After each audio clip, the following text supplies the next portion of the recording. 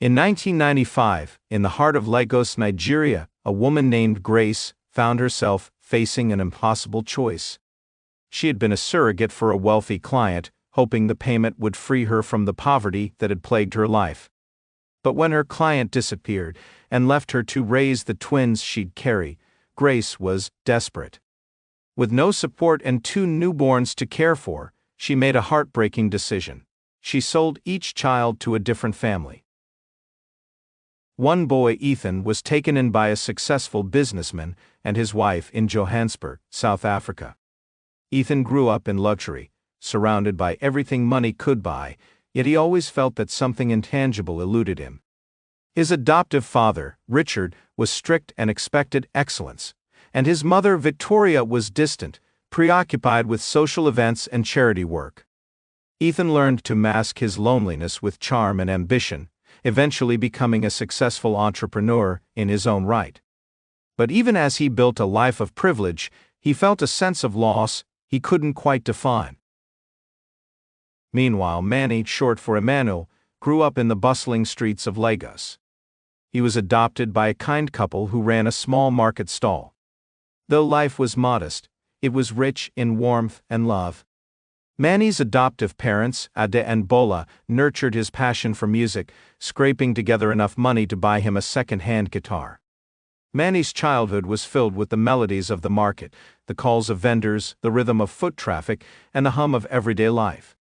Yet there was always a quiet ache in his chest, a question of why he sometimes felt out of place, even among those he loved.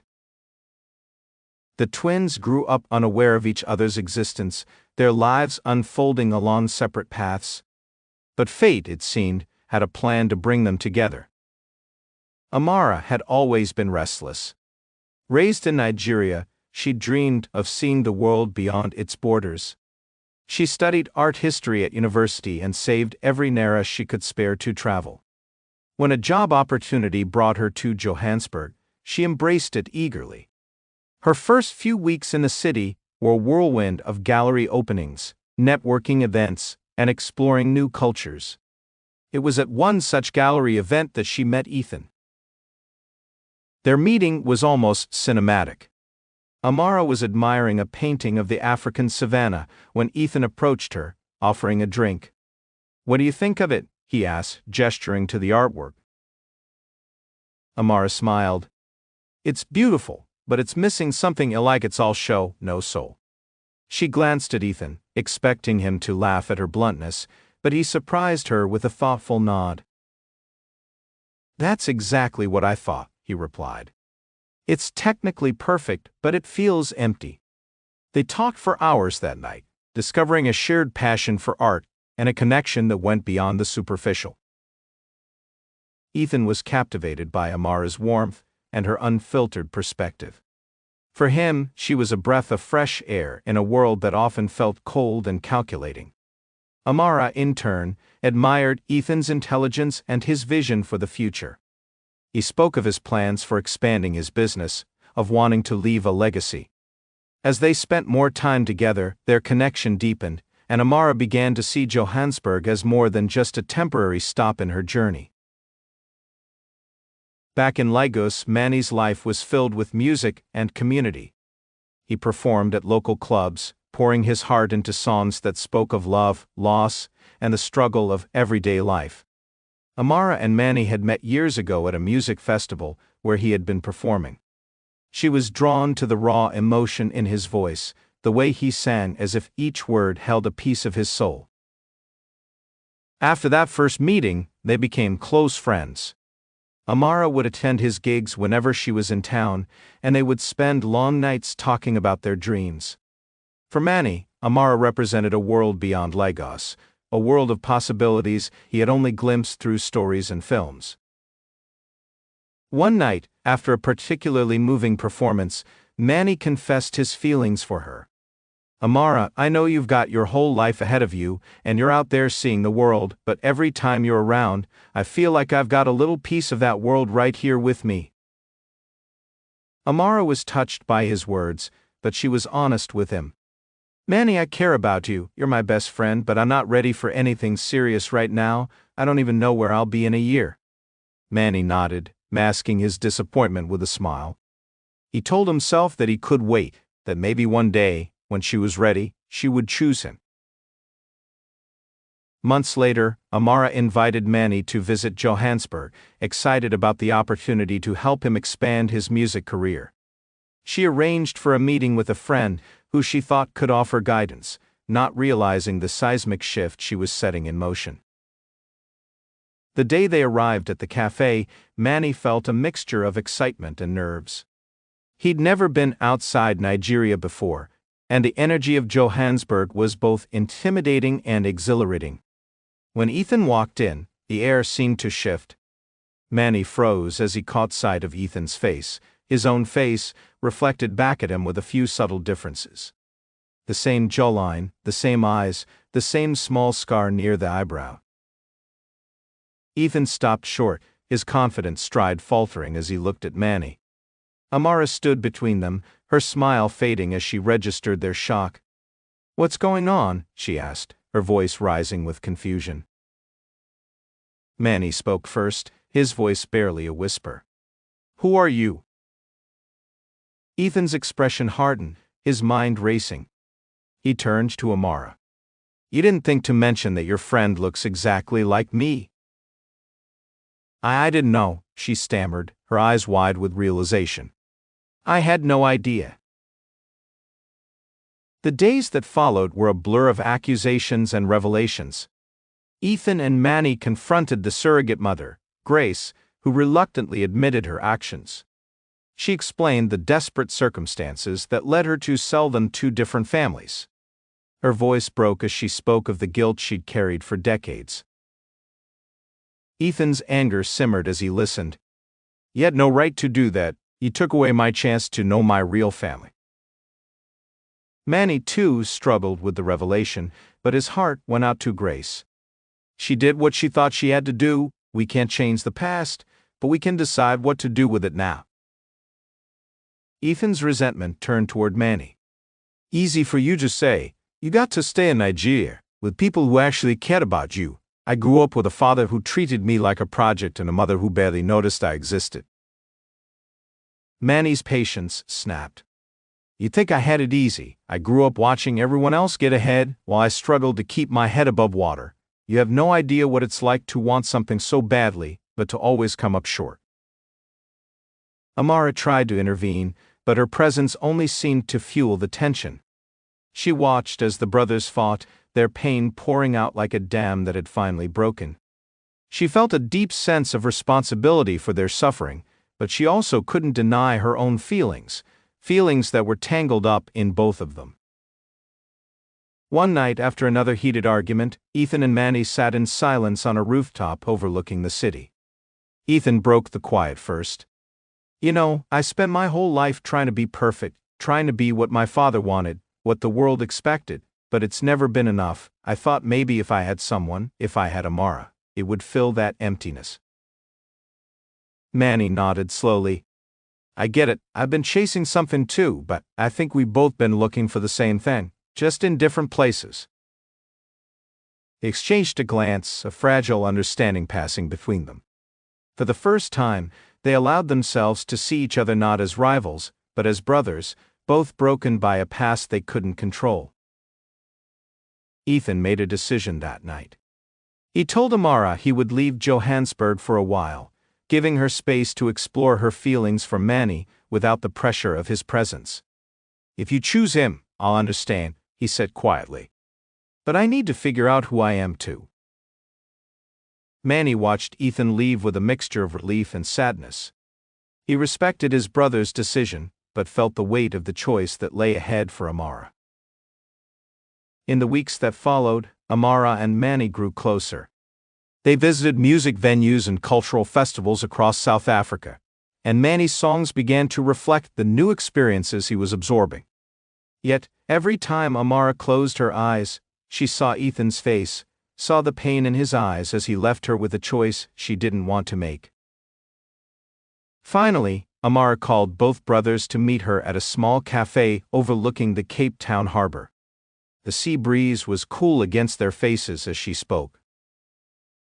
I love the both of you in different ways, Amara began, her voice trembling slightly as she searched for the right words.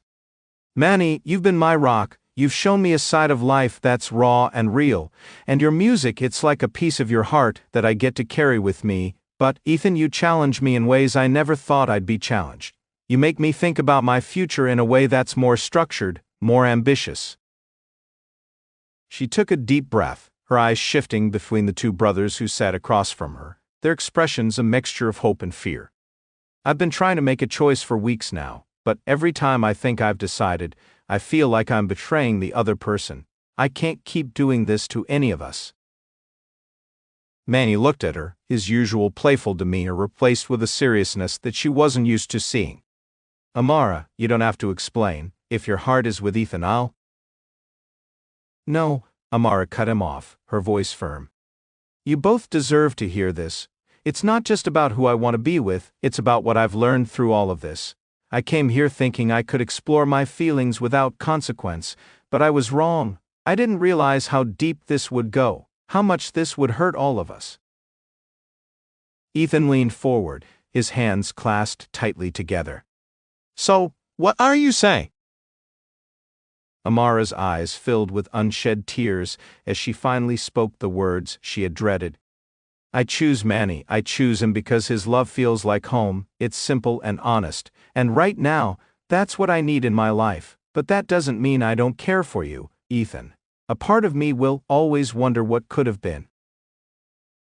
Ethan's face paled, and he looked away, his jaw clenched tight.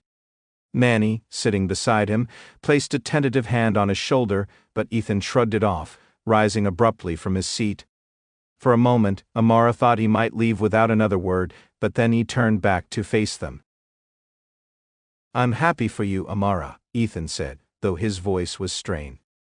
And Mani, I hope you know how lucky you are. He forced a small, pained smile, then turned and walked away, disappearing into the bustling streets of Cape Town. Mani watched Ethan's retreating figure until he was out of sight, his chest tight with a mixture of relief and sadness.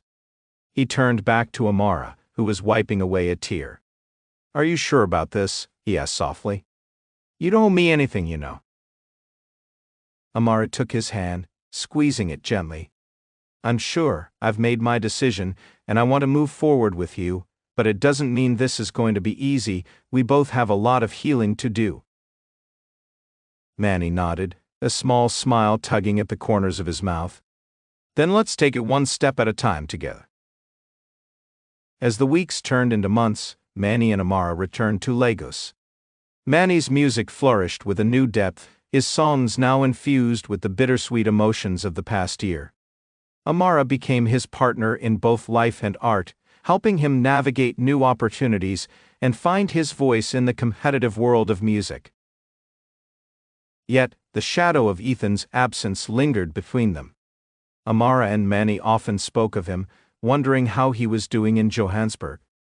Mani tried to reach out a few times, sending messages that went unanswered. He understood that Ethan needed time, but he still hoped that one day, they could rebuild their relationship as brothers. A year passed, and Mani's music had gained a following in Nigeria and beyond. He was invited to headline a concert in Lagos, a dream come true for the boy who had grown up playing for tips at local clubs. As he stood backstage, tuning his guitar and listening to the crowd's excited chatter, he couldn't help but think of Ethan. Amara found him moments before he was due on stage, slipping her arms around his waist. You're going to be amazing, she whispered. And hey, who knows, maybe tonight will bring a surprise. Mani raised an eyebrow, a playful smirk on his lips. You're being mysterious again. What are you up to, Amara? She just smiled, giving him a quick kiss before sending him out to perform.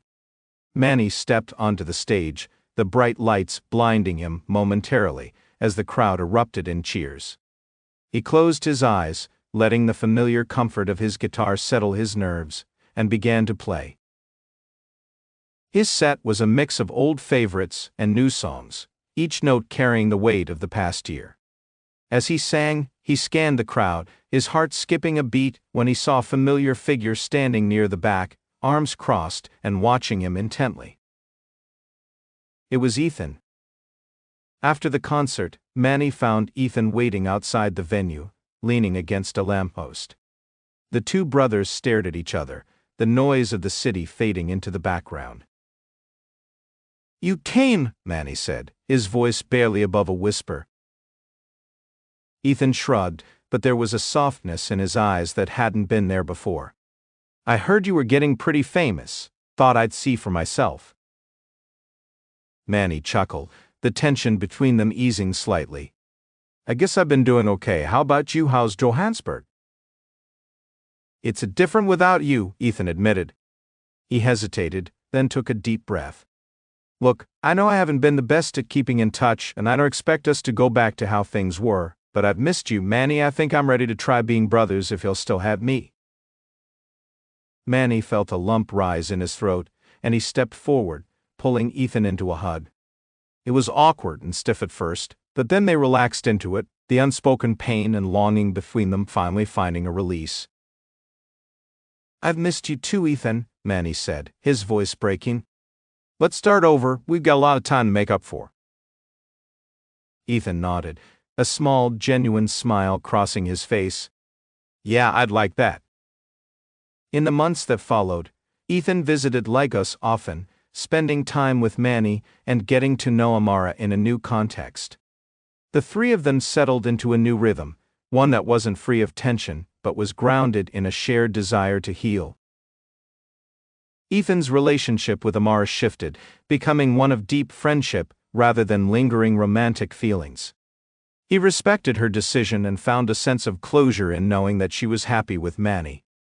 He also found a renewed sense of purpose in his own life, focusing on philanthropic projects in Johannesburg and working to support underprivileged communities, inspired by the simplicity and warmth he saw in Mani's life.